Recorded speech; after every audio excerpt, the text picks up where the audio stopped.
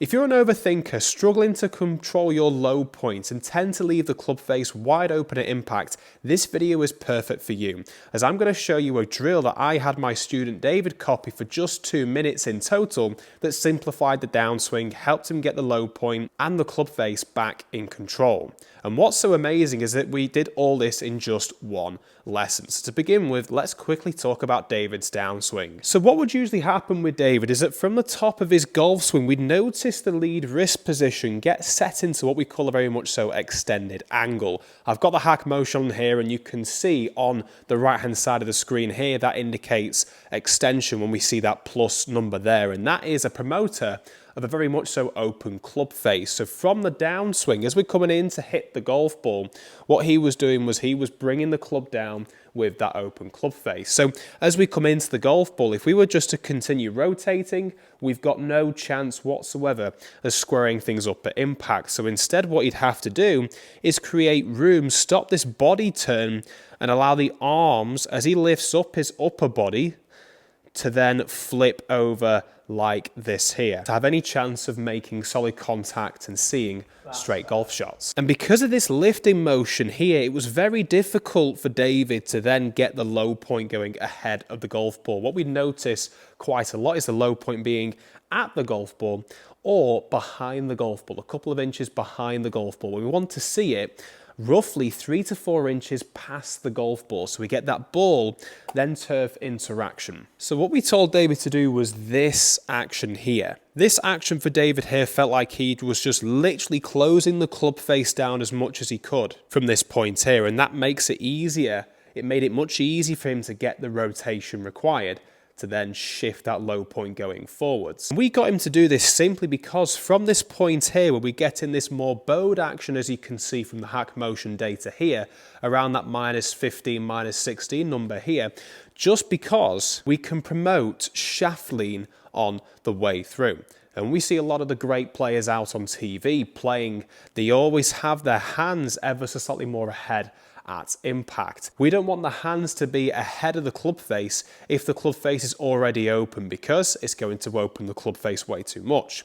We would like to see a more closed bias club face on the downswing, because it's much easier then to square things up, to apply that shaft lean, to increase that rotation, to keep the rotation all the way through. Now, when trying this drill in your own golf game, the first 30 seconds, I want you to focus on what this movement feels like for you. To me, when I do this, it feels like from the top of my swing, I'm getting my right palm to hinge and get the palm to face towards the ground as I'm beginning to extend this right arm. And this was the same feeling for David, but as well, it felt like he had to twist his wrists, extending that trail arm, keeping the arm tucked into the body. As soon as he allowed this cupping action here, he felt like his right arm was moving away from the body. So a few things there to take note of. To do this action, we're getting the palm to face towards the ground. We're extending this trail arm of ours, keeping the hinge with the right wrist and tucking that arm in. Just practicing that movement there for 30 seconds. Once you've done this for the second 30 seconds, I want you to focus on the actual takeaway. So David had the slight tendency now and again that caused him to get into this extension in the first place, to actually roll his wrists and open up that club face on the way back. When we get the hands to roll over, where the GX logo on my glove here points towards the sky, that gets that extension again in that lead wrist, backed up with the HackMotion, as you can see on the screen here. So instead, let's focus on keeping that club face pointing towards the ground on the way back. So that set position that we're trying to get ourselves into in the downswing, let's copy that at the takeaway. So just practice that movement there. And for me, again, feels like my right palm's facing towards the ground, allowing my right wrist to hinge upwards. So I'm getting that lead wrist into more of a flex position on the way back. I'm imagining that there's an alignment stick, and this was great for David as well. We were imagining that there was an alignment stick just placed on the ground directly in line with the ball to target line, just going back like this, and we're getting the club to follow it. We don't want to see the toe end pointing upwards. We want to see the toe end getting close to pointing downwards. The next 30 seconds.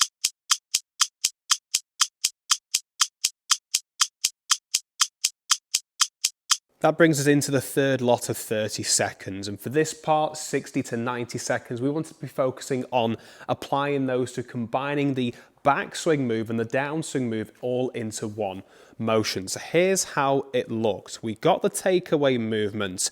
And as we've begun this takeaway movement here, you can see that my body is beginning to rotate. So as I'm doing this setting of the club with my right hand here and arm, keeping that club face a little bit more closed, David told me it felt easy for him to work his way up into the backswing if he started to combine this with the rotation. So the thought was back to target as we begun that takeaway move, and then we're allowing the arms to come down and set into that position. So working away from the top, takeaway, turn, and then bringing the club down like so. So next 30 seconds, just rehearsing that.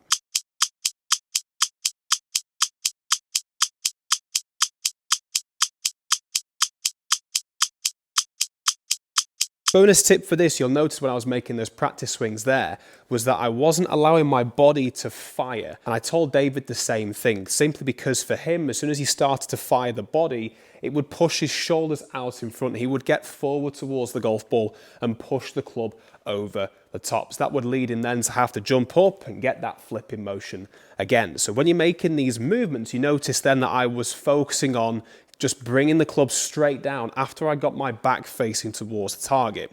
Take note of that, bonus tip, and make sure you check that when you video yourself doing this. That brings us into the final 30 seconds of the 2 minutes, 90 to 120 seconds. And this is combining that backswing, downswing all into one movement, as opposed to doing this in stages. So to begin with, we've got that takeaway, focusing on that imaginary line, facing towards the target line to take our club on. As we begin that rotation, allowing the club to work up to the top of the swing, you can see on the HackMotion there, I'm very much so in that flex position, really exaggerating this to keep myself away from any sort of unwanted extension at that top of the backswing point. We've got to get that as flexed as we can. I'm allowing this movement down like so, extending that trail arm, right palm facing towards the ground, keeping that flexion in the lead wrist. And then from there, we just rotate round and through. For David, it felt like that he was just setting the club really closed, returning up to the top, trying to close the face down even more so, and then just turning on the way through, thinking that chest is going to work towards the corner of the screen. So next 30 seconds, just working on all in one motion swings, up to the top, down, rotating through.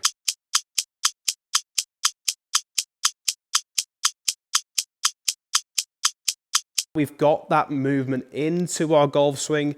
It's time to hit a few shots and see what the HackMotion numbers say, the moments of truth.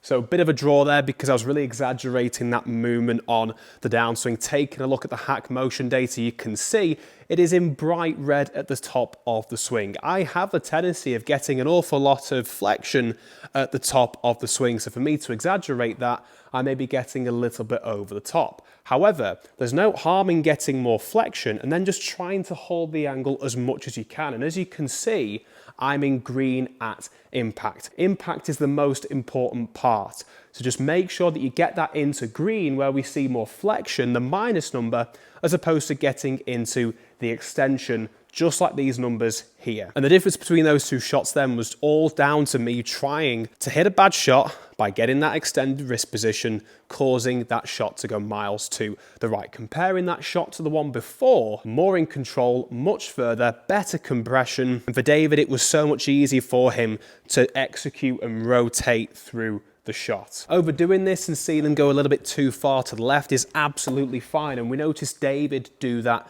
time and time again as we started to get used to this. And all I said to him was he could apply more rotation, even more rotation on the way through. And just a quick bonus tip to quickly get this into your game. Once you start seeing them go a little bit too far left, closing it down still as much as you can. The more you close this club face down, the more you can rotate and get that chest working round even more so. So let's try it on this shot here and see if I can, rather than see the draw shot I just hit, let's see if I can get one going a little bit straighter.